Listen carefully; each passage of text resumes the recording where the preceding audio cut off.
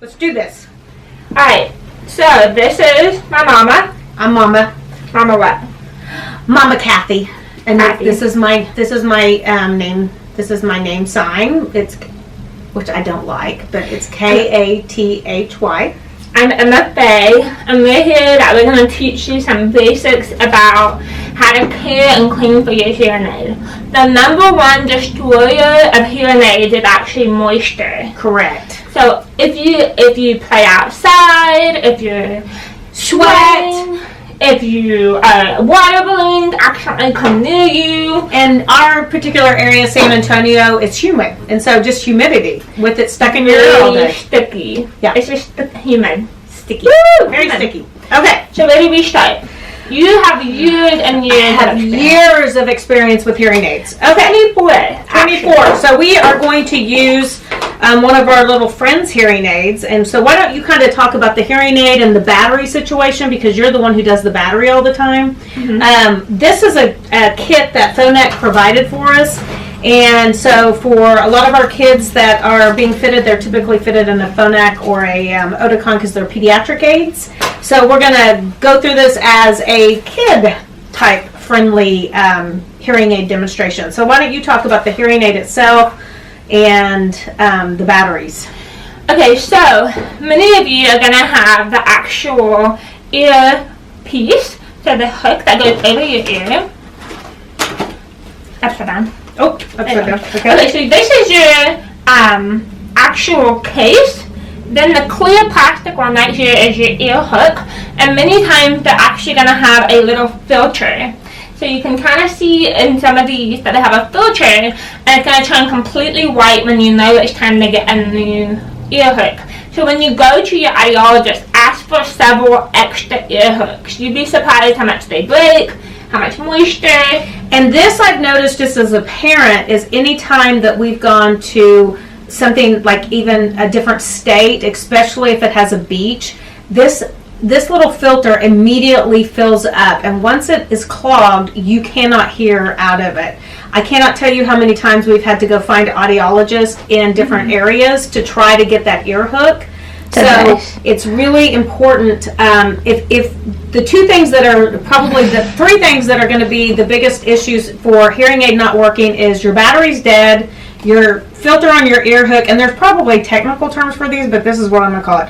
Your filter on your ear hook is stopped up, or you've had too much moisture in your hearing aid. So that's usually your number one issues, or number top three. So kids, y'all can help communicate with mom and dad. If you're a teenager, you're going to figure this out for yourself. But if you're littler, you need to be able to communicate and tell them, hey, this isn't working, something's wrong. Or that, my battery made that music sound. So there's some different indications of when you might need to change your battery. So here's some basic steps. So every single morning, try not to fight mom and dad. Don't question it. Don't fight it. Hearing aids are helping you with school, with your friends. They're helping you stay safe so you can hear your environment. So try not to fight mom and dad. Hearing aids are super cool. You're basically a superhero in your ear. For sure. And as far as a parent, in our household, it was not an option. So that's one thing that I really want to encourage parents is you can set time frames, like if you wear your hearing aid from this time to this time, then you can rest your ears once school's over and you can take them out. But really, it shouldn't be an option. The child doesn't want to wear them. So also know, once you get hearing aids, it does take your brain a couple of weeks to adjust to a new sound. And so you just have to kind of trudge through it to be able to get used to. Your brain's got to adjust to what's happening in your ears, and once that adjustment occurs, then it's much easier for them to keep in their ear. But just really be diligent in wearing them, because that's the key. So every day, put them in. You're gonna push. So we'll tell you, but every single day you're gonna take them out of the dry kit, and then they're gonna be off. So then you're gonna turn them on and maneuver them in your ear. And also, mom can help with as well. So that's every single day. You're wearing them all day. Then at nighttime, or when your ears need a break towards the end of the day, you were going to turn the battery off. So you're going to open the battery door. and then you're going to place them in the dry kit and leave them overnight. This will help prevent moisture from settling inside the hearing aid. Also, just from the standpoint of the dry kit, a couple of things. The dry kit, number one, will keep the moisture out, so it's crucial to do this every night. It's also a good habit because a lot of times kids will put their hearing aids, they lay them down. These are thousands of dollars, and I can't tell you how many times a dog has eaten a hearing aid, or the hearing aid gets washed in the washing machine, or the hearing aid is lost. So the key is, if you get in the habit of putting them in your dry kit every night, it's also a good place to have it. You want me to show the dry kits? Mm-hmm. So these are two different dry kits. Now, the Phonak one that we're giving for this particular clinic comes with the Phonak one, and they have the little dry cap capsules. So what you're going to do, let's just go ahead and put this one in. So you're going to lift this inner part. Now, this particular cap, I don't know if I can get in this one. I wouldn't open it yet. Okay. The capsule actually goes in here, you open it, and you stick it underneath this to protect the hearing aid. These capsules last about 2 months, so you can buy them in bulk on Amazon. You can buy the capsules. Now, another dry kit that you might want to, and they're relatively, you can probably get them at your audiologist, or you can order them on Amazon. This one has one that's a reusable one, and they usually turn a color. This color, let me see what this color turns. This one turns amber yellow when it needs to be reactivated. And so what you do is you just heat them up in the microwave. You follow the instructions. Yes. Don't blindly heat them up. And don't heat your hearing aid with them. You heat them by itself. Separate. Yes. So you can also get these type of dry kits. Okay. So things that you're gonna need help with, or maybe you know how to do it yourself, is your hearing aids, especially if you wear them for long periods of time like I do. I'm changing my batteries every 3 days. You may only change them every 5 days, but if you hear no sound, it's not coming on at all, the first step is that you need to check and make sure that the battery actually is working. And sometimes you can have what's called a dual battery. Mm-hmm. So before you panic, maybe try another set of batteries that are newer. So the old batteries will affect what's happening with your hearing aid. So and you do get dead batteries. I mean, there's been times we've put batteries in and they are completely dead. So here's the batteries. They different sizes with different hearing aids, but these are size 13. And you are going to actually, a secret tip that people don't know is if you take off your orange tabs and you leave your batteries on the counter for a couple of minutes, it actually helps prolong the battery life. Mm-hmm. And then you're going to pop open your door. This is the door.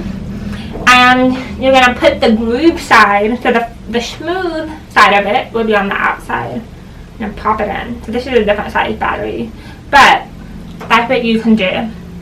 So one thing about these batteries from a parent standpoint is you find that because these batteries are changed frequently, you'll find them everywhere. The one thing that you really need to be concerned about is these are poisonous for dogs and animals as well as children.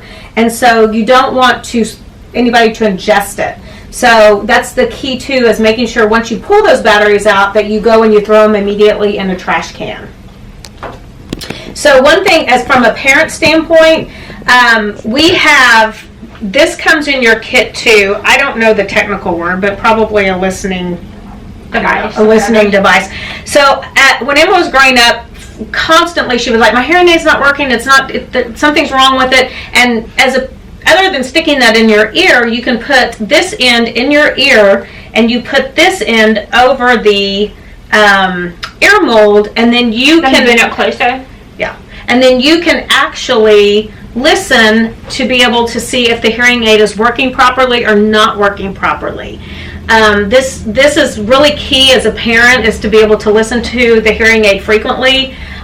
Even in the morning when she was little, before she did her own hearing aids, I would really prepare the hearing aids for her. So I would change out the batteries, I would wash the ear molds, which I'm going to show you how to do in just a little bit, and then you have to take the moisture out with our little squeezy ball. Again, there's probably a technical term for that, but you take the moisture out, and then I would listen to be sure that the hearing aid was working. It's probably a 5 to 10 minute step, but keeping the hearing aids in working order and clean and serviced is key to being able to hear. Another thing that's going to come in your care kit is this is something new. You don't have anything like this. I did. Mine had like 4 or 5 sizes of batteries, and I could test the 4 or 5 sizes, and it would light. Yes. So this is something coming in. It's a battery tester. So you're gonna put your battery on here, and it's gonna show what level of charge is left. That's a good thing to do. If you can get in the habit every morning, mom and dad, to check it and make sure. Oh, they're only at 20% battery. I should change it because their hearing aid's gonna die During school. at the end of the school day. Yeah. Okay. And another thing too, this also can help you eliminate some of the troubleshooting if a hearing aid is not working. One of the things before we talk about taking off the ear mold and cleaning it, this also comes in your kit, and it's kind of almost like a pacifier deal. Clip. It's like you clip it on their clothes. Emma does not remember this, but we did put these on her. So how this works is you put this on the actual you put it on the hearing aid. You do? Yep. Yeah. You put it on the actual hearing aid. It goes over the case itself, like through the case. I thought you had to take off the mold to do it. Oh, you know better. Yeah, it goes typically like this, or you can put it over it. But you click them on. And a lot of times when you have little bitty kids that have hearing loss, those hearing aids, even though they're tiny, are still big on the little child. So they kind of fall out their ears occasionally. One of the reasons we ended up putting that on her, she was in a Mother's Day Out preschool program, and she lost a hearing aid on the playground, and I was digging through rocks trying to find this hearing aid, which I cannot tell you how many times I've dug through things trying to find an FM system or a hearing aid. But I finally ended up during preschool putting this on her to keep her from losing her hearing aid. So as they get older, this is not cool. They don't really like this, but when they're little and they don't have any idea, it's a great thing to be able to keep their hearing aid on their head. Well, that's great. Okay, so the other thing, where'd the hearing aid go? It's in here. Okay, so one of the things too is to keep the hearing. This part is your ear mold, and this is washable. This part's washable. This part is not washable. No. Okay. Don't touch it with water, heat. And also do not stand in the rain. Do not get in water. It is not water resistant. So you want to make sure that you keep this part protected. This sometimes, especially if the ear mold has been on a long time. So I'm going to kind of give you a couple of tips, but you probably ought to check this with your audiologist. But a lot of times this gets so hard that you cannot pull this off. So most of the time you can pinch it with your fingers and you can put this on. Some other tricks of this, which I don't. I think they should go to an audiologist. Audiologist you should probably go, but because also they can ask for additional tubing. You can do additional tubing. Another thing that I was able to do a lot of times is just take, if something was bugging you on your ear, I could file a little with a fingernail file. So, but this right here, if it doesn't come off, heat like a hairdryer. Now you don't want to do this portion of the hearing aid, but a hairdryer just briefly on there will soften that where you can pull it off, and then you can wash this ear mold. So once you take this off, I don't know if we need to go to the bathroom, but you can show it real quick. Okay, so really just gentle soap and water. You just wash this out. Wash it off. And one of the things too, these will get totally covered in wax. And it also get clogged with wax. So you want to make sure that you're keeping these clean at least weekly, twice a week. I would wash these, and they also get yellow, and that's kind of for as the child gets older, that kind of gets embarrassing as well. So you want to make sure you keep it clean, and especially if you have a cool color, you want to keep the colors going. Once you wash this thing is going to be filled with water, and the water again is not good for the hearing aid, nor is it good for to be able to hear. So that's when this little squeeze ball comes in, and you put it inside the tube and you squeeze, you blow the water out like so. I a lot of times would blow the water out both sides, so I'd go into the hole. I don't know if this has a hole. I don't know what this child's hearing loss is. Yeah, there is. And I would blow it out through the hole as well. Yeah, both holes. Yeah, and sometimes there's sometimes, like this one has this. No, this doesn't have residual hearing. So Emma's hearing aid actually had some different other things that I would be able to blow out because of the mold was a little bit different for her hearing loss. So that's one of the things that you can do is you can take this little hearing mold to keep it clean, and also I think I don't know this for a fact, but I think it helps keep the ear from getting bacteria and sores and infections, and you just wash it. You just basically wash it in warm water without the hearing aid on. And so now you can see that sink is not draining. Then you just dry it off like so, but you can see that there's water now within this ear mold. See that water inside there? Mm-hmm. Can you see it?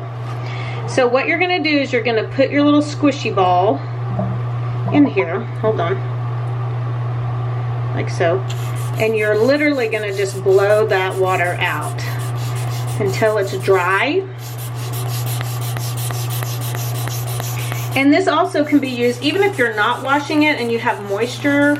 You can also do this with that as well. Let me take that off. And then I typically do it in the other. I'm so blind I can't see, so I can't see if there's a hole right there. I think there is. Yeah, there is a hole. And you blow that out. So you want to get all that moisture out. I typically did it in the morning. It actually might even be better to do it at night, so that it has time to dry in the moisture kit overnight. But I did do it in the morning when I was sending her off to school when she was little. There you go. And then you got a dry ear mold. Woo! Yeah. You do, and then you just put it back on and put it on the kiddo. And Hank will show you. I put Hank molds. There's little Hank. See?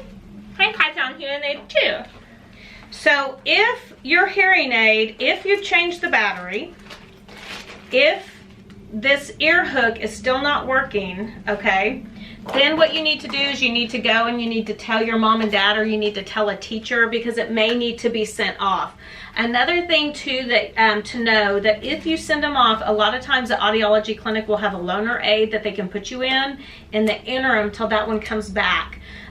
If you have an old aid, it's always better to put even an old aid on so that you're still getting sound rather than just go without during that time frame. There's many times that we would even mix even aids with you.